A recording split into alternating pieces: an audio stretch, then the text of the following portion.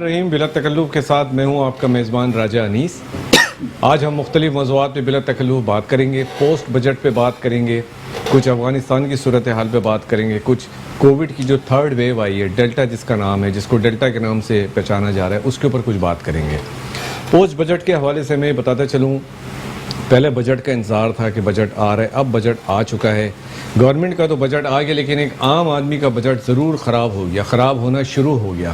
لوگوں کو بڑی توقعات تھیں, بہت زیادہ امیدیں تھیں کہ شاید ان کو کچھ ریلیف ملے گا, لیکن جسٹ آفٹر ابھی بجٹ پاس ہوئے, میرا خیال دن ہی کتنے ہوئے ہیں, اور ابھی سے بجٹ کے شاکس آفٹر شاکس آنے شروع ہو گئے, جو آتے رہیں گے. اندازہ یہ ہو رہا ہے کہ آتے رہیں گے, کیونکہ جس طرح کے بتایا گیا تھا, جس طرح کے انہوں نے ڈیجٹس اور فیگرز بتائے تھے ہمارے محترم وزیر خزانہ صاحب نے, اس کے بالکل برعکس چیزیں جا رہی ہیں. پیٹرول پرائسز, چینی prices with in 1 month increase ہو گئے اور بڑھنے کے چانسز, اس پہ بھی ہم بات کریں گے. اس کے علاوہ افغانستان میں کیا آ رہا ہے, اس کے کیا سائیڈ ایفیکٹس ہوں گے پاکستان میں, پاکستان کو کیا کرنا چاہیے. پاکستانی گورنمنٹ نے بہت اچھا انیشیٹو لیا, ہماری فوج نے, ہماری حکومت نے اچھا انیشیٹو لیا ہے, اس پہ بھی ہم بات کریں گے. اس کے علاوہ جو کووڈ کی تھرڈ ویو, جیسا کہ میں نے بتایا, ڈیلٹا کے نام سے آ چکی ہے اور وہ کافی سیریس ہے, اس پہ ہمارے ساتھ ڈاکٹرز, ہیلتھ ایکسپرٹ بھی لائن پر ہوں گے. میں اپنے مہمانوں کا تعارف کراؤں. ہمارے درمیان موجود ہیں ڈاکٹر فیصل سلطان, جو پروفیسر ہیں ایک یونیورسٹی میں, اکانومسٹ ہیں, اینالسٹ ہیں. Welcome sir. شکریہ. ان کے ساتھ موجود ہیں doctor Rakesh Kumar, information secretary ہیں کراچی کے. پاکستان پیپلز پارٹی سے آپ کا تعلق ہے سر, آپ کو بھی ویلکم کہتے ہیں. ان کے بعد تشریف رکھتے ہیں سید شاکر علی, ایم کیو این پاکستان سے تعلق ہے, ایکس ایم پی اے ہیں, سینئر لیڈر ہیں. سر آپ کو بھی ویلکم کہتے ہیں. میں ڈاکٹر فیصل آپ کی طرف آتا ہوں. پوسٹ بجٹ شاکس ہمیں نظر آ رہے ہیں. کل انہوں نے, گورنمنٹ نے ایک دن 2 دن پہلے کہا 10 روپے 50 پیسے, 11 روپے پیٹرول پرائز بڑھیں گے, پھر 5 روپے پہ آ گئے. ہوتا یہ جب ہم پیٹرول پرائسز بڑھاتے ہیں, جو کسی بھی پروڈکٹ کی کاسٹ آف گڈ سیل یا کاسٹ آف پروڈکشن آٹومیٹکلی بڑھ جاتی ہے, تو اینڈ یوزر تک پہنچتے اس کی پرائز میں اضافہ ہو جاتا ہے, جو کہ دیکھنے سے نظر نہیں آتا, لیکن ڈیفینیٹلی جو یوزر ہے اس کو فیل ہوتا ہے کہ اس کی پرائز بہت بڑھ گئی ہے. جی شکریہ. بسم اللہ الرحمن الرحیم. آپ کی اجازت, اگر آپ اجازت دیں تو احمد فراز کی غزل ہے, جو آج کل اس طرح کی خبروں سے ذہن میں بار بار آ رہی ہے. جی شیور. خصوصاً اس کے شبلی فراز صاحب تو ویسے حکومت میں, تو ان کو نظر کرتا ہوں کہ وہ فرماتے تھے, ہم سے کہیں کچھ دوست ہمارے مت لکھو, جان اگر پیاری ہے پیارے مت لکھو, حاکم کی تلوار مقدس ہوتی ہے, حاکم کی تلوار کے بارے مت لکھو, وہ لکھو جو تم سے امیر شہر کہے, کہتے رہیں جو درد کے مارے مت لکھو, خود منصف لب بستہ ہیں پا بستہ ہیں, اب کون کہاں درخواست گزارے مت لکھو. تو اب آپ نے جس طرح پوسٹ بجٹ کی بات کی, تو یہ شاکس ابھی شاکس کی ابتدا ہے, بیکاز پیٹرولیم نیوی کے جو 610 ارب روپے کا کمٹمنٹ کیا گیا آئی ایم ایف سے, اس کرنٹ پرائس کے اندر اس کی ریفلیکشن زیرو ہے. ابھی اس میں تقریباً 19 روپے 95 پیسے ٹیکس ہے, جس کے اندر کسٹم ڈیوٹی 8 روپے 45 پیسے اور جی ایس ٹی 11 روپے 48 پیسے ہے, یعنی ٹوٹل یہ 19 روپے 93 پیسے. اور اس میں پیٹرولیم لیوی زیرو ہے, جس کو تقریباً 30 روپے تک لیوی جائے گی پر لیٹر. اور پہلا کوارٹر جس کی رپورٹ سپتمبر میں پیش ہونی ہے آپ کی نیکسٹ ٹرانچ لینے کے لیے, اٹ مینس فرسٹ ویک سپتمبر سے پہلے پیٹرولیم لیوی کی مد میں منیمم 10 روپے پیٹرول میں اضافہ متوقع ہے, اگر اپنی قسط لینی ہے. باقی جو بھی پرائسز میں اضافہ ہو وہ اپنی جگہ.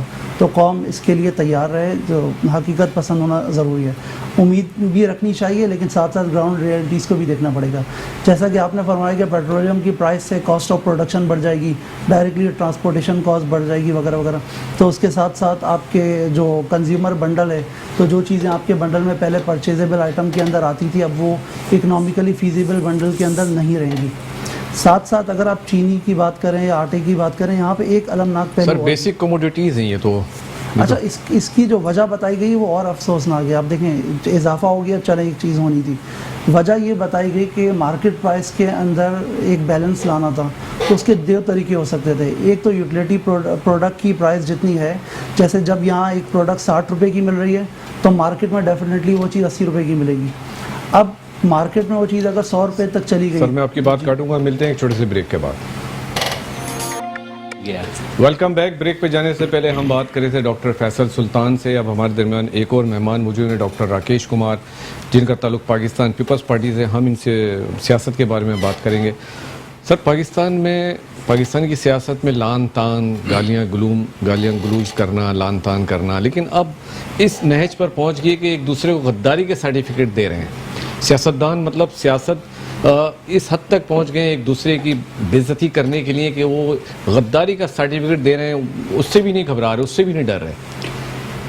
مہربانی راجہ صاحب، آپ نے شاید پاس میں دیکھا ہوگا کہ سیاستدان کچھ الفاظ، چھوٹے موٹے الفاظ یوز کرتے تھے، لیکن انتہائی معذرت کے ساتھ افسوس ہوتا ہے اس پی ٹی آئی کے حکومت نے، جس نے اس سیاست کو اتنا بدبودار کر دیا ہے کہ ہماری آنے والی نسلیں بھی کہیں گے کہ ہم سیاست نہ کریں، کیونکہ ان کے پاس گالی گلوچ، بد کرداری والے الفاظ، کسی کی عزت اچھالنا، پگڑی اچھالنا اور کسی کو غدار کہنے کے علاوہ اس کے پاس کچھ بھی نہیں ہے، کیونکہ یہ نالائق ہیں، سلیکٹڈ ہیں، ان کے پاس نہ کوئی پالیسی ہے نہ کوئی پروگرام ہے.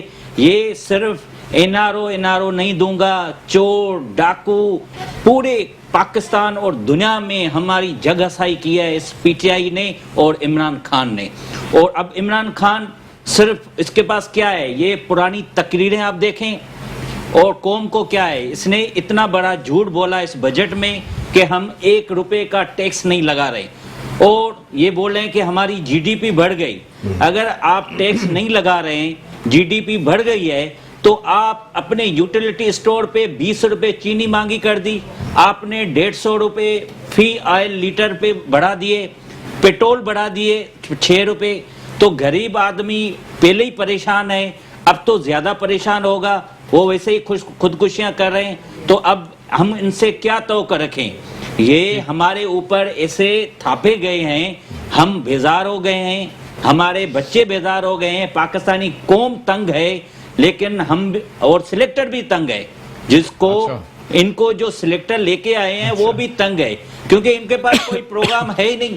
انہوں نے پورے ملک کو دیمک کی طرح کھا گیا ہے، چاہے وہ اکانومی ہو، چاہے وہ سیاست ہو، چاہے وہ جو ہمارا جو کلچر ہے اس کا بھی انہوں نے بھیرا گرک کر دیا. آپ بتائیں، جس شخصیت نے پاکستان کو ایٹمی پروگرام دیا، اس ایٹمی پروگرام کی وجہ سے ہم انڈیا سے آنکھیں ملا کے ان سے بات کرتے ہیں، وہ شخص جس نے 90,000 قیدی چھڑائے، جس نے پاکستان کی زمینیں چھڑائی، اس کو یہ نالائق، نشاور، مافیا ہمارے لیڈر کو غدار کہتے ہیں. میں کہتا ہوں کہ ان کو شرم آنی چاہیے. اگر ان کو اتنی شرم ہے تو پانی میں ڈوب کے مرنا چاہیے، کیونکہ اب یہ پوری قوم جاگ چکی ہے. ابھی آپ نے دیکھا ہوگا کہ جتنے بھی بائی الیکشن ہوئے ہیں، پاکستانی قوم نے ان کو ریجیکٹ کر دیا ہے. اب ان کے پاس تھوڑا ٹائم بچا ہے، اب یہ بھاگ جائیں گے، کیونکہ یہ سارے ان کے پاس امپورٹڈ منسٹر ہیں، امپورٹڈ ایڈوائزر ہیں. رہنا ہمیں ہے، یہاں پہ ہمیں رہنا ہے، پاکستان کو ہمیں بچانا ہے، اسلام آباد میں ہمیں رہنا ہے، پاکستانی فوج کا وقار ہمیں بڑھانا ہے، ہمیں ان کو سپورٹ کرنا ہے، اور آئندہ نسل کی خدمت بھی ہمیں کرنا ہے. یہ چور چور کہہ کے مافیا کے اپنے جیب بھر کے بھاگ جائیں گے اور پاکستانی قوم ایسے ہی دیکھتے رہ جائے گی. شاکر علی صاحب، میں آپ کی طرف آؤں گا، آپ سے پوچھنا چاہوں گا جیسے میں نے ڈاکٹر راکیش سے سوال کیا کہ سیاست میں گالم گلوچ تو تھا ہی، لیکن اب ایک دوسرے کو غداری کا سرٹیفکیٹ ہمارے سیاستدان دینے لگے، اس بارے میں آپ کی کیا رائے ہے؟ شکریہ رائے صاحب. راکیش بھائی نے بھی اور وہ میرے دوست نے بھی، ساتھی نے بھی بہت ساری باتیں کی. پاکستان میں یہ آج نہیں ہے، ماضی سے ہی، کیونکہ سیاستدان آپس میں تقسیم رہے ہیں. کبھی انہوں نے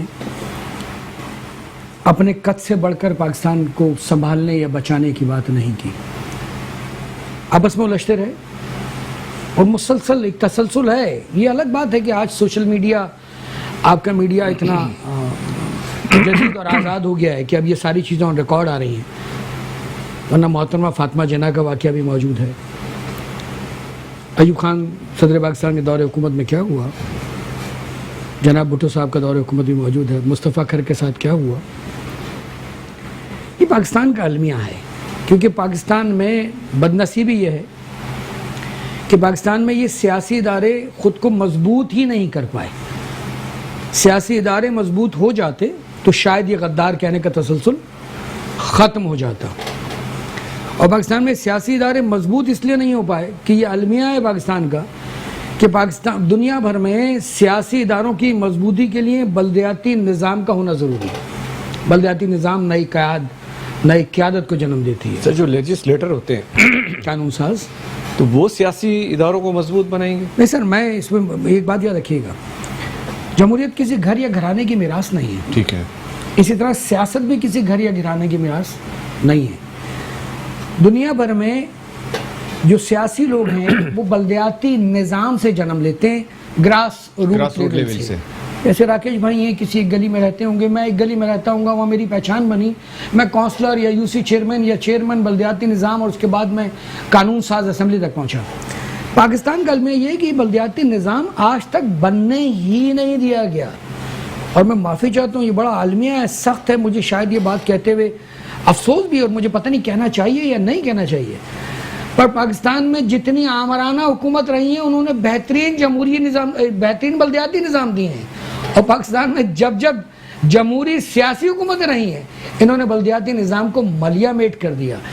پاکستان میں جب تک مضبوط بلدیاتی نظام کام نہیں ہوگا، جب تک سیاست میں یہ، معافی چاہتا ہوں، یہ پریشانی رہے گی. مضبوط بلدیاتی نظام نئے سیاسی قائدین کو جنم دیتا ہے. نئے سیاسی قائد جنم لیں گے اور مضبوط نظام بن جائے گا اور یہ مسائل ختم ہو جائیں گے. ورنہ یہ، معافی چاہتا ہوں، بذریعہ امبریلا کا لفظ استعمال کروں گا، چاہے میں ہوں، چاہے یہ ہوں، چاہے پی ٹی آئی ہو، راکیش بھائی سے بتا رہے ہیں، چاہے پیپلز پارٹی ہو، کوئی بھی، یہ لوگ آتے رہیں گے، جانتے نہیں. جو جانتا ہی نہیں وہ ایسی غلطیاں کرے گا. 170 سال ہمیں ہو گئے یا 72 سال ہو گئے، کب تک ہم انتظار کریں کہ جو آپ بات کہہ رہے ہیں وہ کب تک صادق ہو جائے گی؟ کتنی امید رکھیں؟ بڑی عجیب سا سچ ہے، پھر وہی بات کہ کڑوا سا سچ ہے، لیکن بہرحال اچھا ہے آج آپ کے چینل کے ذریعے عوام تک چلا جائے. پاکستان میں بلدیاتی نظام کو سیاسی گھرانے مضبوط نہیں ہونے دیتے. ٹھیک ہے. کیونکہ اگر بلدیاتی نظام مضبوط ہو جائے گا تو موروثی نظام کو لازمی طور پر چیلنج کرے گا. یہ ہے المیہ. ڈاکٹر راکیش صاحب، شاکر بھائی نے کہا کہ سیاسی خاندان جو ہیں وہ بلدیاتی نظام کو مضبوط نہیں ہونے دینا چاہتے کیونکہ ان کا نام مٹ جائے گا، ان کی ایک جو بھی آئیڈینٹی ہے وہ ختم ہو جائے گی. کیا کہیں گے آپ؟ سر، آپ دیکھیں کہ پاکستان پیپلز پارٹی کی سندھ حکومت تھی جس نے بلدیاتی جو نظام تھا اس کو اپنا پورا ٹینیور پورا کرنے کا موقع دیا. اس نے کوئی بھی ان کو سسپینڈ یا معطل نہیں کیا. اور آپ اس کو کمپیئر کریں پنجاب میں تو ان کو 2-2.5 سال پہلے ان کو گھر بھیج دیا. تو آپ اندازہ لگائیں کہ پاکستان پیپلز پارٹی واحد جمہوری پارٹی ہے جو عوام کی بات کرتی ہے، جو کسانوں کی بات کرتی ہے، حریم کی بات کرتی ہے، نچلے طبقے لوگوں سے بات کرتی ہے. کیونکہ بلدیاتی جو سسٹم ہے وہ گلی گوچوں سے شروع ہو کے پارلیمنٹ تک پہنچتا ہے.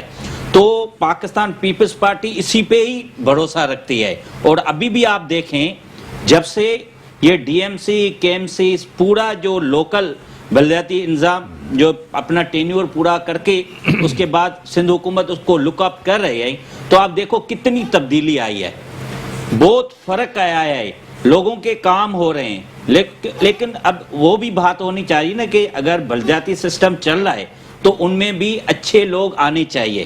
ایسے نہیں ہے کہ آپ تنخواہ لیں اور کام نہ کریں اور آپ رات کے اندھیروں میں تکیے اور سیمنٹ کی بوریاں ڈال کے پھر دوسری حکومت کو بدنام کریں. ایسے نہ کریں. آج بھی آپ کے چینل نے دکھائے ہیں کہ کراچی کے نالوں سے بڑے بڑے پتھر نکلے ہیں. تو یہ جو سازشیں ہوتی ہیں اس لیے کبھی کبھی یہ فیصلے ہو جاتے ہیں کہ بلدیاتی جو نمائندے ہیں وہ صحیح کام نہیں کر رہے. تو ہمیں اب جاگنا چاہیے، ہمیں پاکستان کے لیے سوچنا چاہیے، پاکستانی جو نیو جنریشن ہے اس کے لیے سوچنا چاہیے. بیم گلیمنگ، پوائنٹ اسکورنگ سے بالاتر ہو کے ہمیں مضبوط پاکستان، مضبوط جمہوریت کی بات کرنی چاہیے. ہمیں اکانومی کی بات کرنی چاہیے, ہمارے فیوچر کی بات اور کرنی چاہیے, عوام کے لیے کرنا چاہیے, جو بھی کچھ سوچنا چاہیے عوام کا لیے کرنا چاہیے. ہم کہتے ہیں نا فری اینڈ فیئر الیکشن ہونے دیں, ٹھیک ہے, جس کو ووٹ ملیں, پسندیدہ ناپسندیدہ, کوئی ہینڈسم ہے کوئی ہینڈسم نہیں ہے, کوئی اچھی تقریر کرتا ہے کوئی نہیں کرتا ہے, اگر اس بنیاد پہ آپ پاکستان کا نصیب بنائیں گے تو میں یہی کہوں گا کہ آنے والی نسلیں ہمیں کبھی معاف نہیں کریں گی. میں آپ کی بات میں ایڈیشن کرنا چاہوں گا کہ پیپلز پارٹی وفاق میں بھی 2-3 مرتبہ رہی, سندھ میں بھی 10 سالوں سے 15 سالوں سے حکومت کر رہی ہے, لیکن کوئی تبدیلی نظر نہیں آ رہی. یہ اب وہ موقع آ گیا کہ پیپلز پارٹی کو بھی پرفارم کرنا چاہیے, اب بہت ہو چکا. سر میں کہتا ہوں کہ پیپلز پارٹی نے بہت کام کیا ہے اور مزید کام کرنے کی ضرورت ہے. ٹھیک ہے, ہم یہ نہیں چاہتے ہیں کہ پیپلز پارٹی نے سب کچھ کر دیا ہے, نہیں. آپ نے دیکھا ہوگا ہمیں 3 ٹینیور ملے, ہماری وفاقی پہلی 2 سال چلنے دیا, دوسری حکومت 2.5 سال چلنے دی. اب بتائیں تو اس میں انٹرفیئر ہوتا ہے تو جو آپ کے لانگ ٹرم پروگرام ہوتے ہیں, جو پالیسیاں ہوتی ہیں, وہ اگر پوری نہیں ہوتی تو آپ اپنے جو عزائم ہوتے ہیں, جو پروجیکٹ ہوتے ہیں, وہ آپ پورا نہیں کر سکتے. لانگ ٹرم پالیسی کے لیے ہم یہ کہہ سکتے ہیں لانگ ٹرم گورنمنٹ ہونا بہت ضروری ہے. نہیں, لانگ ٹرم مطلب جو پاکستان کا جو لا ہے, ٹینیور ہے 5 سال کا, جو جمہوریت ہے اس پہ کرنا چاہیے نا. تو بدنصیبی سے پاکستان پیپلز پارٹی کو وہ چلنے نہیں دیا ہے. اور ابھی آپ دیکھیں سندھ میں آپ صحت کا شعبہ دیکھیں, ہم بار بار کہتے ہیں کہ ہمارے ہیلتھ سسٹم پورا اتنا اسٹرانگ ہے, اچھا ہے. پورے پاکستان کے لوگ ہمارے یہاں سندھ میں آتے ہیں, وہاں سے آپریشن کراتے ہیں, ٹرانسپلانٹ کراتے ہیں, فری آف کاسٹ ان کا علاج ہوتا ہے. اور دوسری طرف آپ دوسرے صوبوں میں جائیں, وہاں پہ تو صرف ہیلتھ کارڈ جو دیا ہے, لیکن وہ بھی میرے خیال میں کمیشن بیسس پہ ان سے پیسے دیے جا رہے ہیں. جن کا کارڈ ہے وہ ان کا علاج ہو رہا ہے,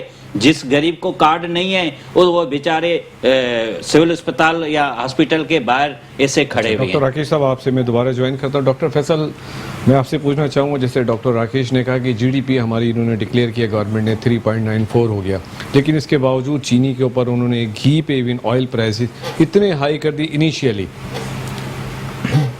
دیکھیے اس میں جو پرائس ٹوٹل ابھی 23 اشیاء کی قیمتوں میں اضافہ ہوا ہے فی الحال, جس کی ECC نے منظوری دی, لیکن ان کی اشیاء کی قیمتوں میں اضافے سے زیادہ خطرناک بات جو ہے, جو وجہ بیان کی گئی ہے. دیکھیں ایک سمپل مارکیٹ میکینزم ہے کہ یوٹیلیٹی اسٹور میں اگر کوئی چیز 60 روپے کی مل رہی ہے تو اوپن مارکیٹ میں وہ چیز تقریباً 80-85 روپے کی ملتی ہے, کیونکہ ظاہر ہے یوٹیلیٹی اسٹور میں آپ کو سہولت نہیں ہوتی ہے, آپ مارکیٹ میں سہولت ہوتی ہے, تو 20-25 روپے کا فرق ہوتا ہے. اب کیا ہوا کہ چینی کی قیمت 100 روپے تک پہنچ گئی, تو یوٹیلیٹی اسٹور کی پرائسز میں اور مارکیٹ پرائسز کے اندر فرق پیدا ہو گیا. ECC نے اپنے فیصلے میں یہ بتایا کہ مارکیٹ پرائس اور یوٹیلیٹی اسٹور کی پرائس میں فرق کم کرنے کے لیے, چونکہ مارکیٹ پرائس تو کم نہیں کرا سکے, تو یوٹیلیٹی اسٹور میں پروڈکٹ کی قیمتوں میں اضافہ کر دیا. یہ چیز زیادہ افسوسناک ہے, اور اس میں جو سبسڈی جن چیزوں کے اوپر دی جا رہی تھی وہ سبسڈی انہوں نے دینی کم کر دی. ڈاکٹر فیصل, میں آپ کی طرف دوبارہ آتا ہوں. اس وقت ہمارے ساتھ ٹیلی فون لائن پہ ڈاکٹر مکیش کمار ہیں, جو کہ ایک اسپیشلسٹ ہیں, چیسٹ فزیشین ہیں, ہیلتھ ایکسپرٹ ہیں. ہم ان سے کووڈ کی جو ڈیلٹا ویو آئی اس بارے میں معلومات کریں. ڈاکٹر مکیش کیسے ہیں آپ, ٹھیک ہے, میری آواز آ رہی ہے؟ ہاں جی راجہ صاحب جی آ رہے. ڈاکٹر مکیش, آپ میری آواز سن پا رہے ہیں, میری آواز آ رہی ہے آپ کو؟ جی راجہ صاحب آ رہی آواز. ہلو ہلو ہلو جی ڈاکٹر مکیش, میری آواز آ رہی ہے آپ کو؟ ہاں جی آ رہی ہے, ابھی آواز آ رہی. جی ڈاکٹر مکیش کیسے ہیں آپ, ٹھیک ہیں؟ فرسٹ کلاس, ٹھیک ٹھاک.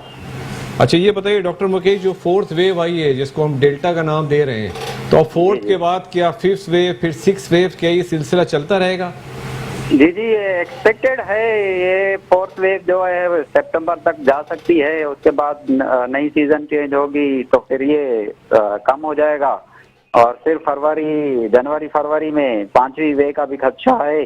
اور اگر اس طرح جیسے لوگ یہاں پہ مارکیٹوں میں ہیں, جتنا رش ہے ٹرانسپورٹ پہ, تو یہ سینیریو لگتا ہے کہ 5ویں ویو بھی آئے گی. مگر جو وائرسز ڈیلٹا وائرس سے ابھی 2 وائرس اور بھی آ گئے ہیں, وہ جو ابھی میڈیا پہ نہیں آئے, لیمڈا اور زیکا, جو پیرو اور چلی سے. ڈاکٹر مکیش آپ کی آواز تھوڑی سلو آ رہی ہے, تھوڑا سا لاؤڈلی پلیز. جی کنٹینیو پلیز. डेल्टा से एक और वायरस भी आ रहा है, लेम्डा और जीका। अच्छा, जीका वायरस वो जो पेरू और चिली से है, वो लेम्डा जो वायरस है वो डेल्टा से भी खतरनाक है। अच्छा, वो भी आ रहा है अभी? हाँ, वो पेरू और चिली में नोटेड किए गए हैं, लातिनी अमेरिका में भी। ठीक है। और वो इससे 4 गुना ज्यादा खतरनाक है। अच्छा, तो सर हम क्या करें? आवाम तो इसको अभी तक सीरियस नहीं ले रही है, वैक्सीनेशन नहीं करवा रहे हैं, और वो कह रहे हैं ये कोई इंजीनियर्ड वायरस है, कोई चाइना का वायरस है, ये कोई बीमारी नहीं है, कुछ भी नहीं है। नहीं, वो तो यही चीजें तो तीनों यही करनी पड़ेगी। मास्क पहनना पड़ेगा, सोशल डिस्टेंस और हाथ धोना, ये तो मस्त रहेगा। और वैक्सीनेशन जो है वो वैक्सीनेशन करवाने से ये फायदा होगा कि जो डेल्टा है, लेम्डा है या जीका है, उस वायरस की उतनी शिद्दत नहीं रहेगी, यानी कि वो शिद्दत से बीमार नहीं करेगा, यानी कि इन्फेक्टेड जरूर करेगा बंदे को, मगर शिद्दत से बीमार नहीं करेगा। लेकिन इस तरह की भी कुछ कंप्लेंट्स आ रही हैं कि किसी ने वैक्सीनेशन करवा ली, दोनों डोजेज ले ली, उसके बावजूद कोविड पॉजिटिव आया सर। बिल्कुल पॉजिटिव हो सकता है, ये हो सकता है, पॉजिटिव नहीं हो सकता है। ठीक है, हो सकता है, मगर डिजीज उतनी सीवियरिटी के साथ नहीं आएगी। Thank you. जैसे विदाउट वैक्सीन के साथ डिजीज सीवियर हो रही है, तो लोग आईसीयू तक जा रहे हैं, तो वैक्सीनेटेड लोग जो है ना वो बहुत कम आईसीयू तक पहुंच रहे हैं। ठीक है, बहुत बहुत शुक्रिया डॉक्टर मुकेश, हमें ज्वाइन करने का बहुत शुक्रिया। अब मैं शाकिर अली साहब आपसे पूछना चाहूँगा कि एमक्यूएम पाकिस्तान जो है पीटीआई के साथ कोलिशन पार्टनर है विफाक में, लेकिन हम देख रहे हैं कि आवाम की आपसे भी बहुत ज़्यादा एक्सपेक्टेशन थी, जो कि हैं, बरकरार हैं। पहले होता ये था कि एमक्यूएम अलहदगी इख्तियार कर लेती थी, तो फिर कुछ पैचअप हो जाता था, उसके बाद फिर हुकूमत, लेकिन इस दफ़ा ऐसा नहीं हो रहा। आप क्या कहेंगे इस बारे में? इसमें देखिए, पाकिस्तान में जो पार्लियामान निज़ाम है, इसमें सियासी जमातें इस निज़ाम के तहत किसी न किसी हुकूमत का हिस्सा तो बनती हैं, या अपोजिशन का हिस्सा बनती है। इट्स ओके, बिल्कुल बनती है। एमक्यूएम सूबे के अंदर प्रोविंशियल गवर्नमेंट के साथ नहीं है, अपोजिशन का रोल किरदार अदा कर रही है। और विफाक में इस वक्त ये पाकिस्तान के मारूजी हालात हैं, जोग्राफिया जो हालात हैं, इसमें एक बेहतरी के लिए, पाकिस्तान की बेहतरी के लिए पीटीआई के साथ खड़ी है। इसमें कोई दो राय नहीं रखता कि अगर इस वक्त एमक्यूएम अपना ये वाला किरदार अदा करे, न सिर्फ हुकूमत डिस्टेबलाइज होगी, बल्कि बिल्कुल आपके 6 वोटों पे हुकूमत खड़ी हुई है सर, मुल्क को भी नुकसान हो सकता है। बिल्कुल। और जब बड़े मफादात हों, यानी गोया मुल्क के मफादात हों, रियासत के मफादात हों, तो फिर ये जमहूरी कुर्बानी जायज़ है। मैं ये बिलीव करता हूँ। हाँ, ये ज़रूर है कि मैं बतौर एमक्यूएम के रुकन के, कराची आइड के, ये बात ज़रूर कहूँगा कि ना वफाकी हुकूमत ना सूबाई हुकूमत ये कराची का ना हक अदा कर सके, और शायद ना अदा कर पाएंगे, क्योंकि हक अदा करने के लिए इंतज़ामी तौर पर सच्चा होना ज़रूरी है, फ़िक्र का सच्चा होना ज़रूरी है। मैं तो बात हमेशा कहता हूँ कि पीपल्स पार्टी की 2 हुकूमतें आई, नवाज शरीफ की 2 हुकूमतें आई, और पीटीआई की हुकूमत है, इन 4-5 हुकूमतों ने कराची पैकेज दिए हैं। अगर कराची को हक दे दिया होता तो किसी कराची पैकेज की ज़रूरत नहीं पड़ती। मैं आज भी इस बात पे कहूँ कि पीटीआई गवर्नमेंट कराची पैकेज क्यों दे रही है? पीपल्स पार्टी की प्रीवियस गवर्नमेंट ने कराची पैकेज क्यों दिया? कराची को हक दे दो भाई, जो कराची का हक बनता है वो कराची को दे दो। कराची अभी भी 95% सिंध पैकेज देता है, 65% पाकिस्तान पैकेज देता है, कराची को हक दे दो।